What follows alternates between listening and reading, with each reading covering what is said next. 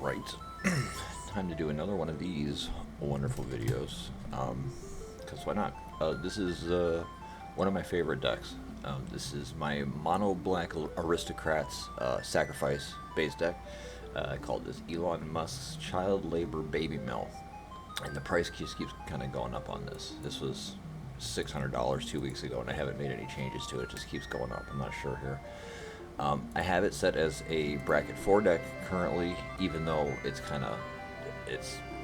noticed as a bracket 3. I've got 5 tutors in here, so it's really easy to go get what you want. So I kind of put it up at bracket 4. Anyway, the idea of this deck is to make as many babies to throw them into the woodchipper for value as we can. A lot of just kind of real basic Aristocrats burn stuff, a lot of value for sacrifice. So our commander is Endrek Sahr, Master Breeder. Whenever you play a creature spell, you put X 1/1 black thrall creature tokens onto the play, where X is that spell CMC. Let me turn this down a little bit. Is that spell CMC? And whenever you control 7 or more thralls, you have to sacrifice Endrek Sahr.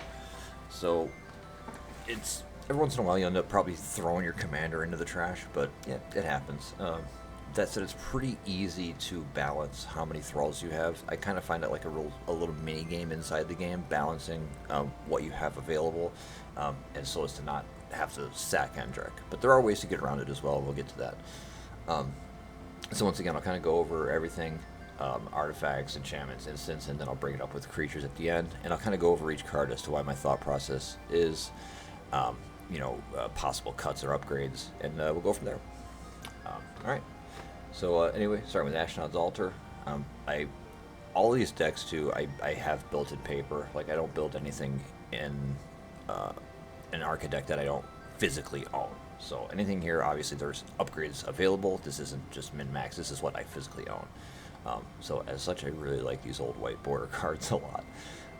Ashnod's Altar, sack creature, add 2 colorless mana. I mean, that's one of the best sacrifice edges in the game, and provided you're able to get a way to consistently create thralls or value with that, you can really burn your opponents down very, very quickly with Ashnod's Altar just from sacrificing for mana. Bontu's Monument, just a little cost reduction, and some burn. Whenever you cast a creature spell, each opponent loses a life, each opponent loses 1, gain 1. Or a little drain, rather. Cage Sun. I have a few big mana effects in here, mostly for the finishers. Cage Sun, so you choose black. All your black creatures get +1/+1, which is not really what we're here for. But whenever a land's ability causes you to add 1 mana, it adds an additional mana. So each of your lands tap for 2. Conjurer's Closet. There's a handful of decent ETB effects in here. Really, this is here just to blink Sephiroth. But there is others. You got your We've got Gary and such in here too, so there's other uses for Conjurer's Closet. Expedition map, tap, sack, go search for a land. That's a Cabal Coffer's fucking tutor, Jet Medallion, just make the black spells cheaper. Kefka's Tower is our first game changer. Look at the top card of your library at any time. You may play lands and cast spells from the top of your library. Anytime you cast a spell this way, you may pay life equal to the value rather than pay its mana cost. Tap, sacrifice 10 online permanents. Each opponent loses 10 life. This deck has a lot of drain effects, so you will be using your life as currency almost as much as your lands. So there's definitely many times I've finished the game with my opponents all at 0 and me over 70 health just from the ETB, LTB, drain sack triggers.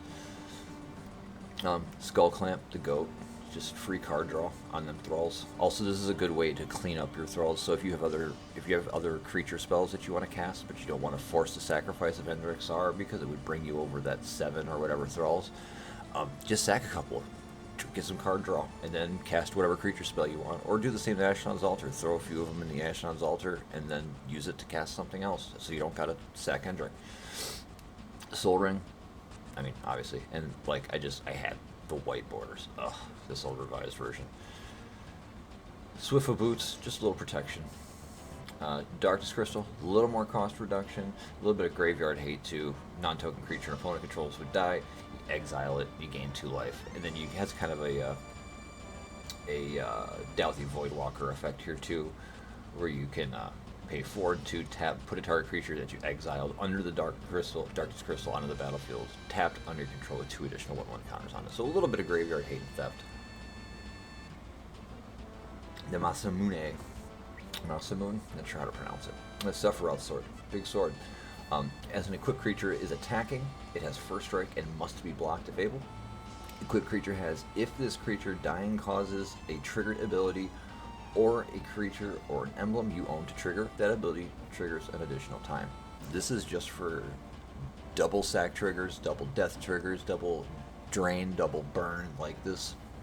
You can put this on, this doesn't even necessarily need to go on Sephiroth. You can put this on anything that triggers with drain and just get the double drain triggers. Alright, moving on from artifacts, I'll go over to our enchantments. Black Market, just more big mana stuff. This one you could probably trade out for something else, maybe Black Market Connections or something, but I don't know, it's helpful. I like the little extra big mana bumps. So whenever a creature dies, you put a charge counter mana on Black Market. At the beginning of your pre-combat main phase, you add 1 black for each charge counter. Now this deck, it's, if you have Black Market out and you're playing this deck and you're producing thralls and you got your engines online and everything, it's not uncommon for you to be able to sack 4 to 10 creatures per turn. Like, you can really churn them out and you can burn your opponents down super quick with bigger mana. Conspiracy. So this is a must-have in this deck. This is probably the only card I would consider to be a must-have in this deck, because this helps you get around Endrek Sahr's limitations for 7 thralls. So as it enters, you choose a creature type. I usually choose zombie, just because there's, you got I've got Carrion Feeder and Grave Crawler in here, so it does help. Choose zombies. You can choose any other creature type, and then creatures that you control are the chosen type. The same is true for creature spells you control and creature cards you own that aren't on the battlefield. So what this does is it changes all your thralls to zombies, so you can just keep casting creature spells, and you're not required to sacrifice those creatures, because Endrek Sahr will never need to be sacrificed then, because you're not making 7 or more thralls, you're making 7 or more zombies.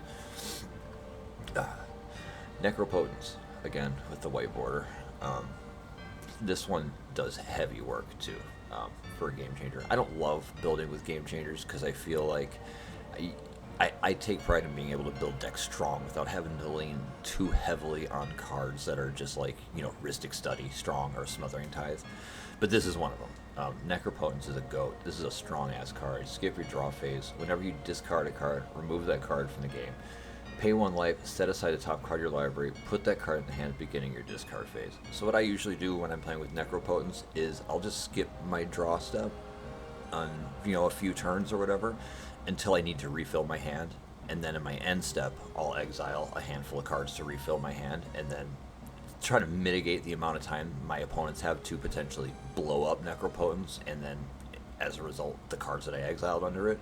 So I'll wait till my end step so I can get them there as quick as possible. But usually, this is chunking me for 3 to 5 mana, 3 to 5 life at a time. But if I have Necro in play, typically I have other life gain sources in play, so it's really, I don't notice it at all. Oversold Cemetery, it's a cheap one, but just a little bit of recursion.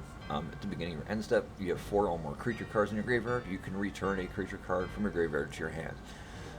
Important thing with this deck too is we want creatures to go back to our hands, not necessarily back to the battlefield. So while it is nice to get creatures onto the battlefield for blockers and such, your thralls and your 1/1s are going to be doing a lot of that, and you're going to be wanting to bounce creatures from your graveyard back to your hand so that you can then hard cast those creatures to get the thralls that Endrek Sahr generates for obviously more sacrifice value.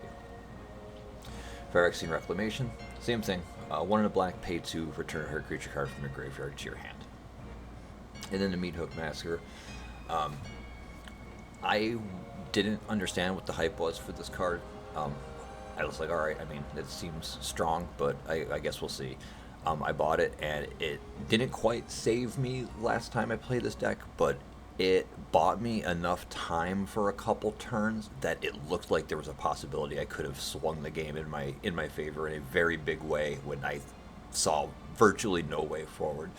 I top decked a Grim Tutor, and I was just like, well, here's the fucking Hail Mary. And if I had more mana, I could have wiped more, and I probably would have won the game. But I only had like 4 to 6 mana or something like that, so I can only do a very light board wipe and gain to buy some time. But when it enters, each creature gets a minus X until end of turn, where X is whatever you pay. So it's board wipe, kind of like Toxic Deluge. Whenever a creature you control dies, each opponent loses 1 life. So you gotta understand, you're wiping your board, but you're also draining when you wipe your board, and then you're also wiping their boards, and you're gaining. So it has kind of this dual effect of mass board wipe, but also mass drain as well. So, like I said, this is a good one, like a good Hail Mary last chance, like, I need a way forward type thing. This is one that could absolutely swing you in the correct direction. Now, Deadly Dispute, Baron Rivalry. It's just sack a creature, right? Yeah, sack a creature, draw 2 cards, and create a treasure. I mean, yeah, you're just pooping out tokens to sacrifice in this deck. This is all value. Ballot Big Bridge, or Fatal Push. Destroy target creature has mana value 2 or less. Destroy Revolt. Destroy that creature as mana value 4 or less instead of a permanent you control that left the battlefield this turn. That Revolt trigger also super easy because you're going to be sacrificing shit constantly as long as you got a way to generate shit. You know, and like I said, Endrek Sahr getting bounced back to your graveyard or getting taken out or whatever isn't even a big deal because you just recur him somewhat one way or another. Or in worst case, I mean, he's 5 mana CMC, so it's a little expensive, but the wheeling heavy on big mana in this deck. It's not hard to get him back. Darkness of Eternity, or Dark Ritual, obviously. This is I just love this art. I spent a long time looking for this card, and I found someone locally who traded me this for an altar that I painted for him. So, shouts out that guy. Eviscerator's Insight. As an additional cost to cast this spell, sack a creature or artifact, draw 2 cards with flashback. So you get to do it twice. Fight On. Return 2 target creature cards from your graveyard to your hand. Recursion for the value engine. Village Rites, our last instant. Sack a creature, draw 2 cards. Just a little more card draw. Try to keep the hands full. On to the land base. Land base is real basic.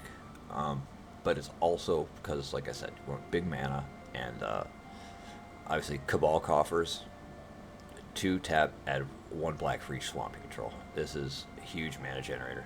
Cabal Stronghold, same thing, just a little worse, except it also taps for colorless, and it costs 3 instead of 2 to tap for 1 black.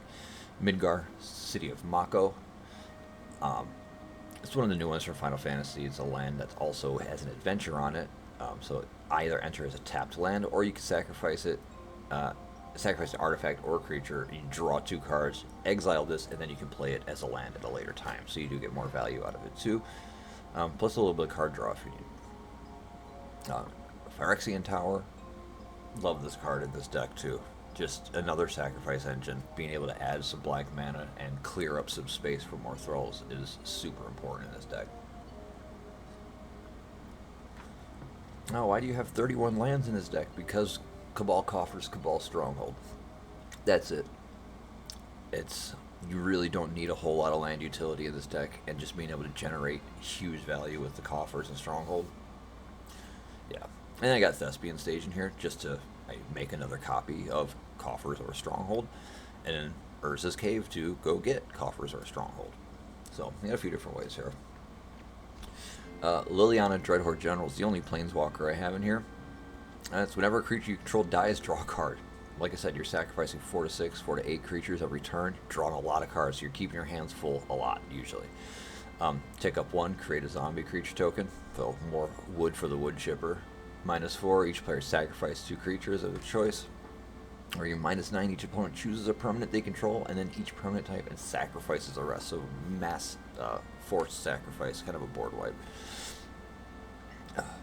Moving on to our sorceries. Got a little soft tutor, Buried Alive.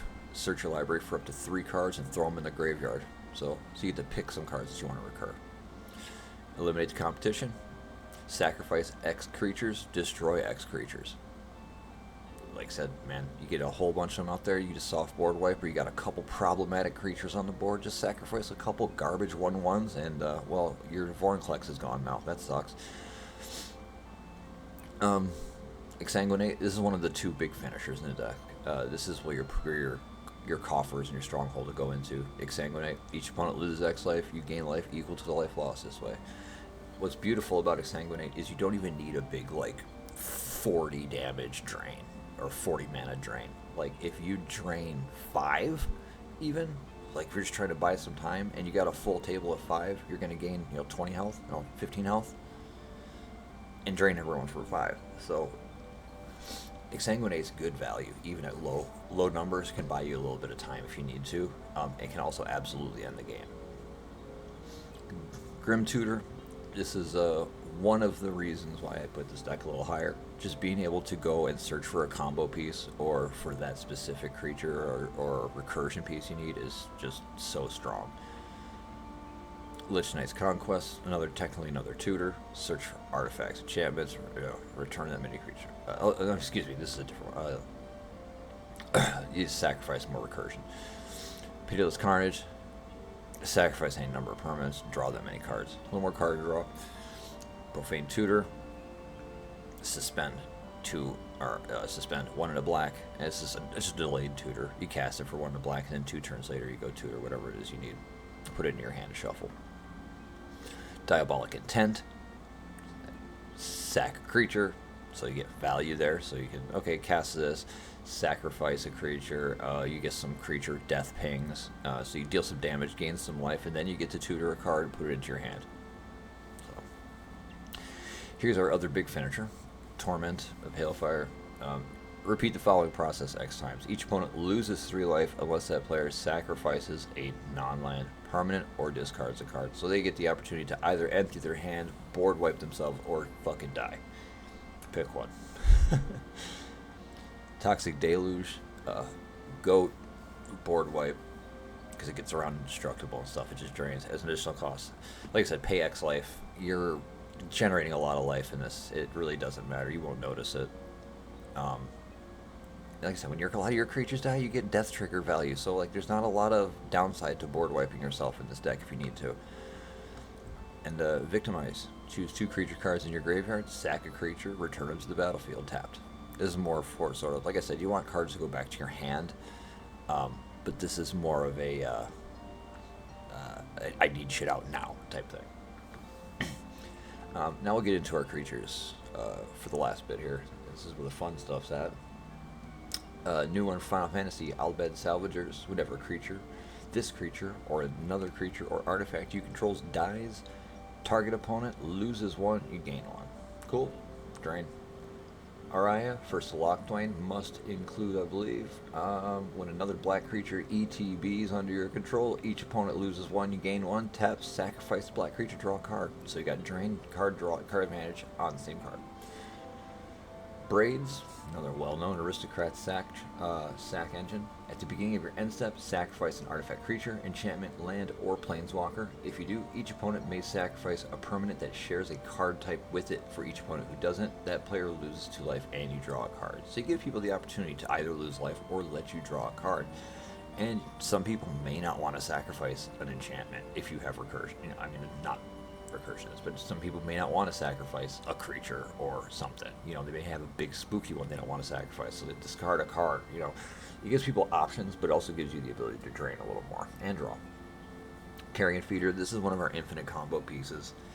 We would use this, Grave Crawler, and I believe Pitiless Plunderer, to kind of generate infinite 1/1 tokens, or infinite 1/1 counters for Carrion Feeder.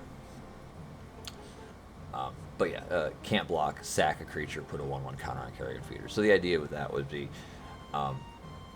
you would sacrifice Gravecrawler to Carrion Feeder with Pitiless Plunderer in play. So you sacrifice that to Carrion Feeder. Pitiless Plunderer triggers, makes 2 treasure tokens, and then Carrion Feeder goes up 1/1. You use 1 of the treasure tokens to recur Gravecrawler, and that generates infinite treasures, infinite 1/1s for that. So you can, pump up Gravecrawler if that's what you want to do. Or excuse me, Carrion Feeder. Cryptghast, 2/2 with Extort. Whenever you tap a swamp for mana, add another mana to your black, or add another black to your mana pool. So another big mana doubler. Dark Confidant. At the beginning of your upkeep, reveal the top card of your library and put that into your hand. You lose life equal to its mana value. This is just a better Phyrexian Arena. It's kind of like that enchantment Dark Tutelage as well. I'm actually curious as to why this is so much better than Dark Tutelage and why Dark Tutelage is so cheap, but I don't know. Dalthy Voidwalker, OG Graveyard Hate, 3/2 with Shadow, so it'll be blocked by other creatures with Shadow, but I mean that's kind of whatever. Creature we put into opponent's graveyard for anywhere, exile it with a void counter on it, tap, sack the Voidwalker, choose an exiled card an opponent owns with void counter on it, and you can play it without paying its mana cost. So it lets you steal something from someone's graveyard. What's important about Dalthy Voidwalker is those void counters don't die or disappear when you sacrifice Dalthy Voidwalker if you want to steal something. So you can sack Dalthy Voidwalker, and then you can recur him later, and those void counters will still be in place, so you can sack and steal something else, again. Drivnod, Carnage Dominance. This is kind of a must include in most Aristocrats deck, just because double death triggers. So he double drains when shit dies. And you need two Phyrexian black mana to exile 3 creature cards from your graveyard to add an indestructible counter to Drivnod, so you can kind of avoid removal. Endless Cockroaches. This one is a great card. This is a slept on card. Anytime it's put into the graveyard from play, it bounces right back to your hand again. So this is one that helps you just generate just 3 thralls every time it's cast, and it keeps going back to your hand every time it dies. Sir Conrad the Grim. So whenever another creature dies or a creature card is put into a graveyard from anywhere other than the battlefield, or a creature card leaves your graveyard, he deals 1 damage to each opponent. You pay 1 black, and each player mills a card. This one could probably be swapped out for something else. And this just gives another way to drain. So anytime you recur something or something leaves a graveyard, you can also drain. Gravecrawler, like I said, this is just mostly an engine for generating 1/1 tokens for Carrion Feeder. Gary, Grave Merchant of Asphodel. When it enters, each opponent loses X life, where X is your devotion to black, and you gain life equals. This is another Exsanguinate style, except this one's recurable. So you can play Gary to get a bump, let him sit in your graveyard, wait until the game's progressed a bit, you've got a shitload of black mana out, or excuse me, a shitload of black pips out, then play Gary again, recur him from the graveyard. This is a salty card.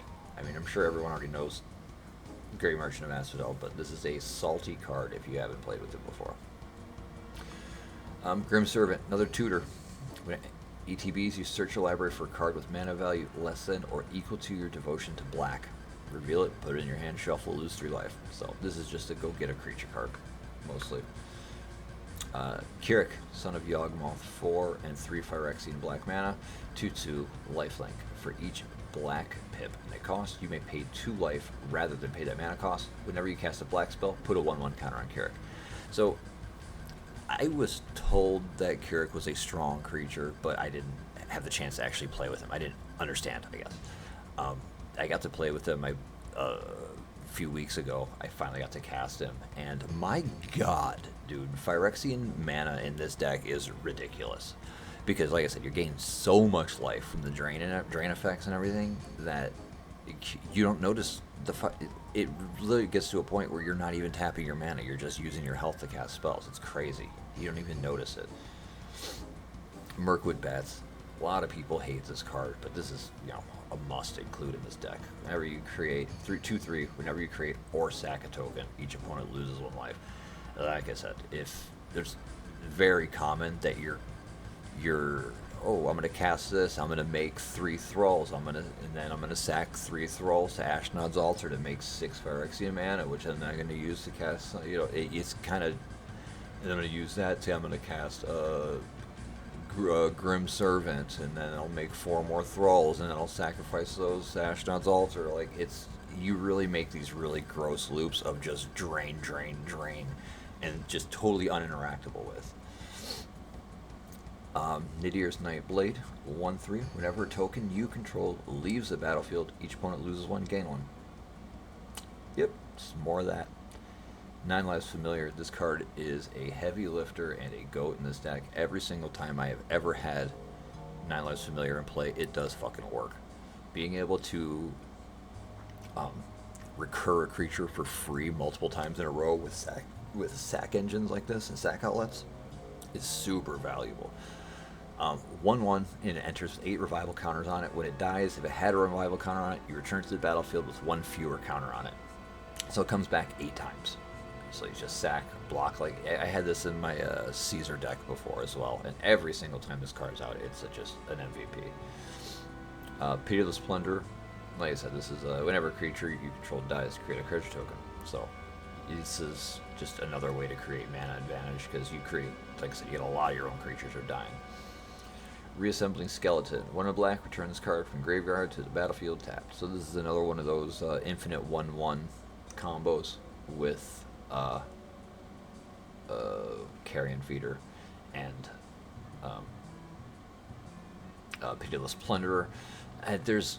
I've got others in here with Warren Soul Trader as well. Like there's several like three card infinite ETB LTB combos in here. Yep, Sephiroth. This is one that keeps going up in price. Enters or attacks, sack another creature. If you do, draw a card. Cool. Whenever another creature dies, target opponent loses 1, you gain 1. If this is the 4th time this ability is resolved this turn, transform Sephiroth. So this is so easy to trigger that Sephiroth will likely flip the turn he comes in. Because when Sephiroth enters, you're going to make 3 thralls, which you can then sacrifice immediately. Presumably, if you have Sephiroth out, you have some other sacrifice outlet out. So you can play those, sacrifice 3 thralls, and you immediately are at 3. You only got to sacrifice 1 more creature to then flip Sephiroth to the 1-winged angel. The big thing is the emblem that you get. So when it transforms, you get an emblem with whenever this creature dies, target opponent loses 1, you gain 1. Whenever it attacks, you may sacrifice any number of other creatures and then draw that many cards. So card advantage, but the emblems stack. And this is the main reason why I put Conjurer's Closet in here, if I'm completely honest, because you blink Sephiroth then re-enters flipped, get the trigger again, flip him, get a second emblem. You can do that multiple times. There's no way to interact with emblems either, which is ridiculous, but is what it is. Sifter of Skulls, 4/3 devoid when another non-token creature you control dies, make a 1/1 Eldrazi Scion. This is just value. This is all value. This is value from value. Shit dies, you get more shit to kill. It's great. Bahamut. 9/9 Saga. First, second steps, destroy up to 1 target non-land permanent. Third step, draw 2. Fourth step, this creature deals damage equal to the total mana value of other permanents you control to each opponent. Yikes. Yeah, this could be a big. I mean, this could be a game ender if it progresses far enough and they don't stop it before it reaches that 4th phase. Warren Soul Trader. Pay a life, sack a creature, make a treasure. This is another combo piece. Like I said, there's multiple combos in here too. I'll see if I can pull some of those up. Yahenni, Undying Partisan. This is another one of those sort of or aristocrat goat cards. You kind of see this one a lot. 2/2 with haste. Whenever a creature an opponent controls dies, put a 1/1 counter on Yahenni, sack another creature. Yahenni gains indestructible to end a turn. So a lot of your enemies' creatures dying, Toxic Deluge, Boardwipes, Meatball Massacre, shit like that. This just gets bigger. That said, this is also a creature that you could cut for some value to replace if you needed to. Zodiarch. This is a new card of Final Fantasy, and I think this is a slept-on one, because this is potentially a game ender too in this deck. 5 black pips is steep, but that's also huge for Gary. But we've also got a lot of big mana generators in here, so it's not a huge ask. And in mono. So 5/5 indestructible. When he enters, each player sacrifices half of non-god creatures they control of their choice rounded down. So straight off the bat, very few people are running like a god heavy deck, if that makes sense. So you're going to be forcing sacrifice of everybody's board, half sacrifice of everybody's board, almost always. There's no getting around that. And then whenever a player sacrifices another creature, you put a 1/1 count on Zodiark. So Zodiark's a 5/5 with Indestructibles, probably going to enter significantly larger than 5/5 when he enters. And then he's just going to keep getting bigger, just you doing the things that this deck wants you to do. And then our last card in here is going to be Zulaport Cutthroat, which is just another classic aristocrat. Whenever this or another creature you control dies, each opponent loses one and you gain one.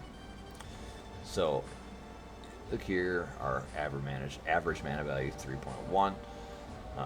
Don't have a lot of super heavy fucking smells in here.